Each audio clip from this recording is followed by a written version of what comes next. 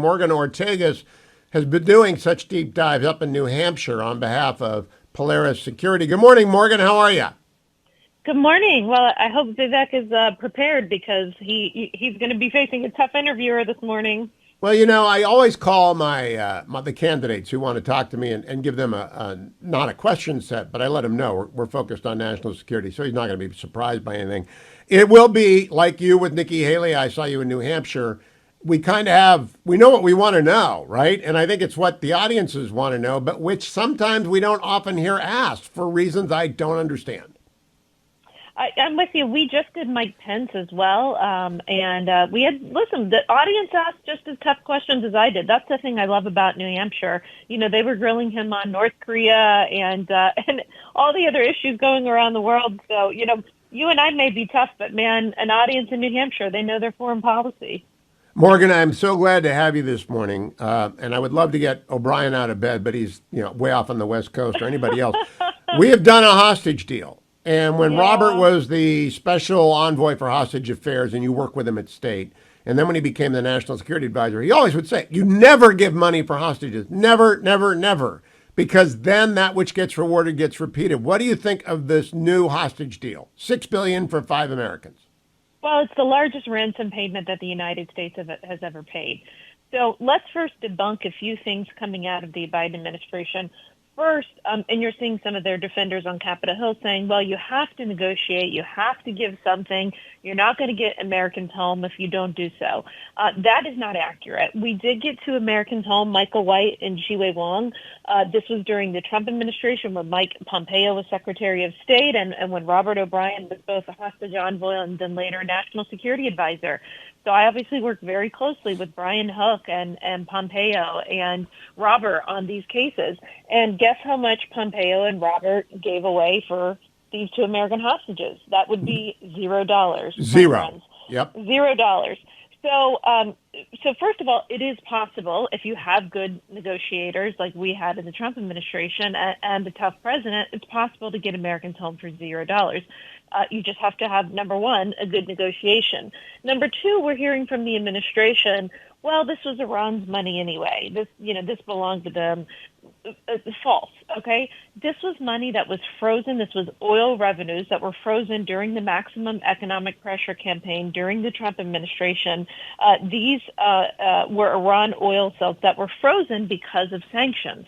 So whenever the administration claims, well, that we're not giving sanctions relief, this is the essence of sanctions relief, Hugh, whenever you are giving money back to a state that has been frozen. And by the way, typically, whenever you are getting sanctions relief, it is because you have done X, Y, Z, to prove that you are no longer funding terrorism or no longer pursuing a nuclear weapon or whatever the guilty action was. Iran has not stopped, or ceased its funding for terrorism. Iran has not stopped pursuing its nuclear weapons. So there's no legitimate reason to give this state, to give this entity sanctions relief simply to trade for a hostage. And so it actually undermines sanctions around the world and other countries, because once you start relieving sanctions, not because the person or the entity, it's not like Iran in this case said, Hugh, we have seen the error of our ways. We are repenting. We are no longer funding terrorism. That's what Sudan did, for example, in the Trump administration. They haven't said any of that. So they haven't actually done anything. They haven't changed their actions. They haven't changed their behavior to deserve sanctions relief, yet we are giving it to them. Morgan Ortagus, I hope you're booked across the networks to talk about that. But more importantly, I hope you're booked tomorrow. Tomorrow is the second anniversary of the fall of Kabul. Now, the airport remained open with a heavy American guard that was unfortunately led to the death of 13 American military, 11 Marines, 1 Navy corpsman, 1 Army sergeant. A new book is out by Jerry Dunleavy and James Hassan, which I spent the weekend with, Kabul, The Untold Story of Biden's Fiasco and the American Warriors Who Fought to the End. It makes me so angry. And you know who failed the most? The Department of State. Now, I don't want to blindside you. The Department of State utterly failed, from the consular letter up to Blinken. What do you make of the second anniversary, and is anyone talking to you about it tomorrow? We will definitely. I got to look and see what the media schedule is, but we'll definitely be on the phone talking about it. First of all, I think it's important to remember this significant day because in the coming weeks, unfortunately, as we remember the second anniversary, we're going to hold up the families of the 13 Americans that were killed unnecessarily, tragically, in my opinion. We're going to pray for their families. I can't imagine what it's like for the parents and the spouses, and these were kids, these were teenagers, and most of these kids, that were bravely signed up to fight and die for our country, most of them were born after 9/11 happened. And I think that's one of the things that is just so tragic, Hugh, about that day. Secondly, I'm going to be calling for some sort of accountability. We still have had zero accountability from the State Department, from the military, from national security. Everybody just sort of closed their ranks and covered for each other. I remember a time in American history where you didn't have to get fired for something like this, that you actually had the dignity to resign. Right. And no one even had the dignity in this administration and in the entire national security apparatus to resign and say, I'm going to take the knee on this. And I just think that just goes to show really how cowardly and political this whole national security team is. It's something for me that I think can't be forgiven. And I also think we sit here and asking ourselves, why do we have such a recruitment problem in the military? And we talk about, well, is it woke policies? Is it the COVID shot? Is it all those things?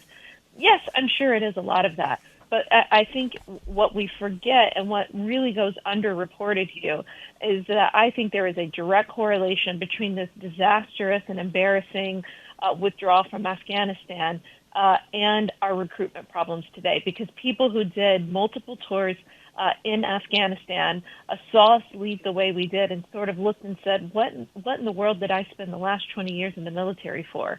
And Yeah, I have seen the Gold Star families out and about talking about their 13 loved ones, and I applaud that special hearing that was held. There is, however, so much more awfulness to this story.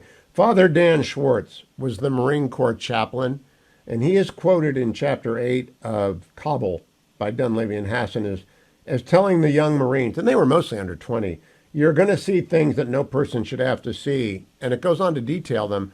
They had about 2 babies a day die in front of them for 2 weeks because of the incompetence of the State Department. The refusal, by the way, of the consular people to go to the wire. It's absolutely incredible, the malfeasance on the ground and the incoherence in Washington. Meanwhile, the First Lady and the President are making special requests of the Marine to let people through. The digital Dunkirk that went on is impressive, but at the same time, it's actually kind of stunning that no one has resigned.